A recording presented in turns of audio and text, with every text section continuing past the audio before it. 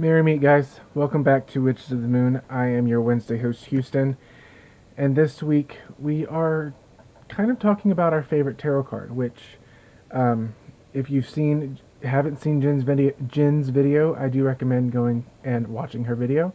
I agree with a lot of her points that it is extremely difficult to pick just one. For the sake of the video, I picked out of my favorite deck, and I'll talk about my favorite deck and some of the cards that I really do enjoy the artwork on and their meaning. Um, this actually the whole deck. I love the artwork. But before I get into that, I actually wanted to share with you guys. I did get a new tarot deck. I actually got the Ellen Dugan Witch's Tarot. It's super tiny. You can see with my hand. Super tiny. But it came with a nice drawstring bag. I got it off of Wish. If you know, it came from China. It does not come with an instruction booklet, but I only paid $7 for it. And with $2 shipping, so it was $9 after shipping. And that was with the bag. Without the bag, it was like 6 or 5. But I wanted the bag.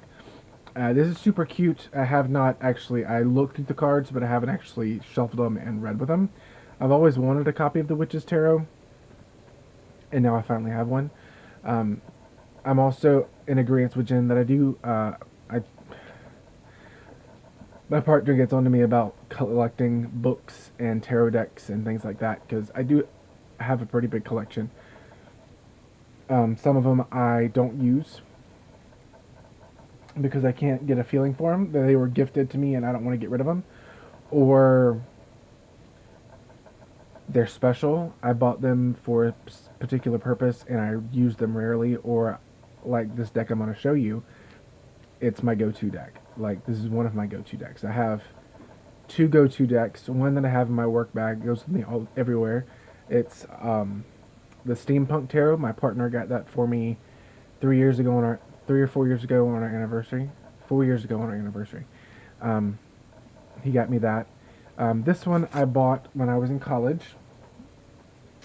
It's the Wizard's Tarot, which is funny. I just showed you the Witch's Tarot, but the Wizard's Tarot. This tarot is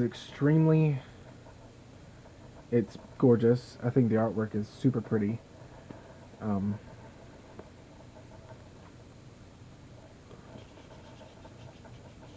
if I can find a Major Arcana card. Major Arcana. So you have Ace of Pentacles.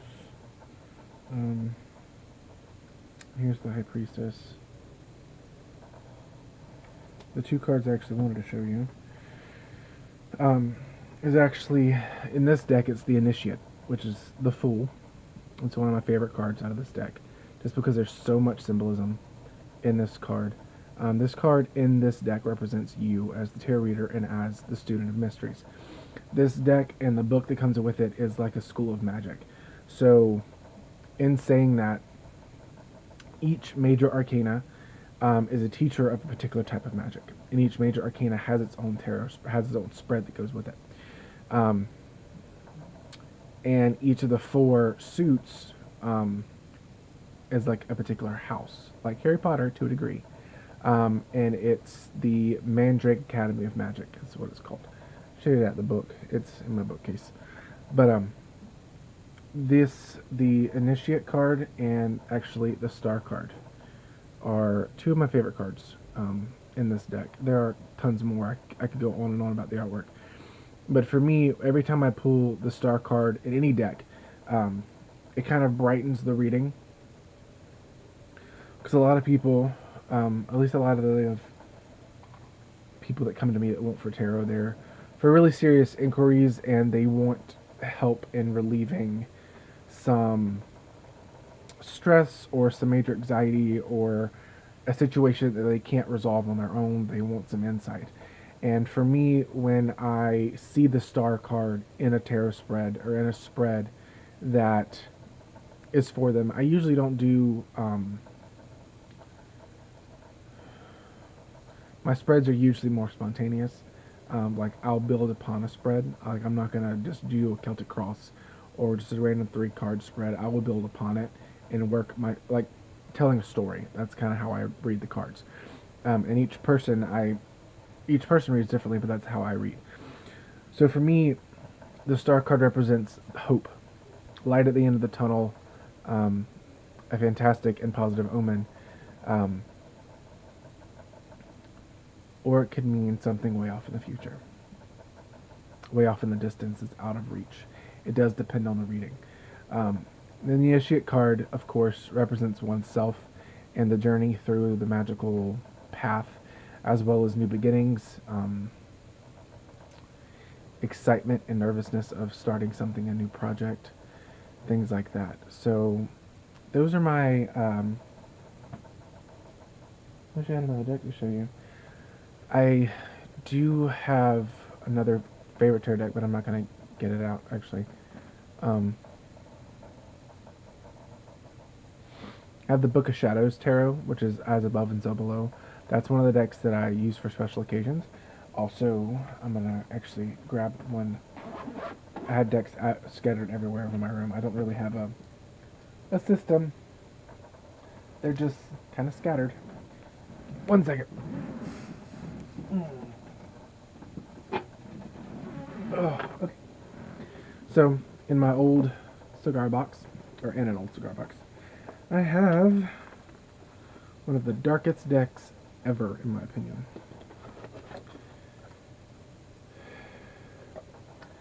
The Necronomicon Tarot. At least I feel it's one of the darkest decks.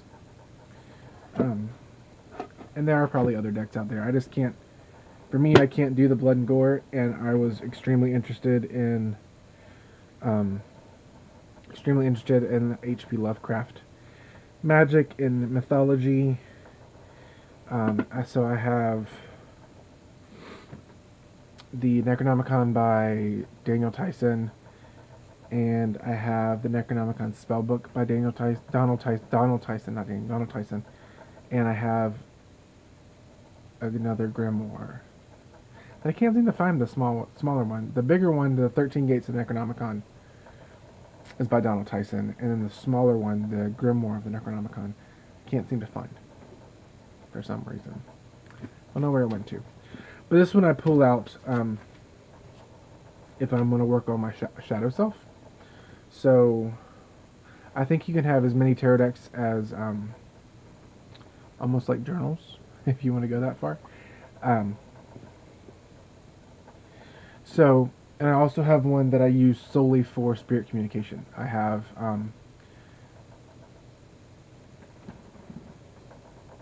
the Initiatory Tarot of the Golden Dawn. I use that for spirit communication purposes only.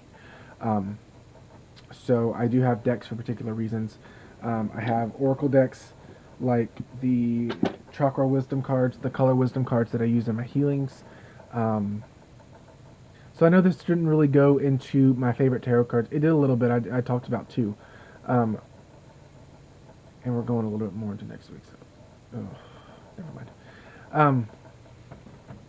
Foreshadowing. So yeah, until next week, guys. If you have any questions, comments, or concerns, let me know in the description below, or in the comments below, and I'll be sure to answer them as best to my ability.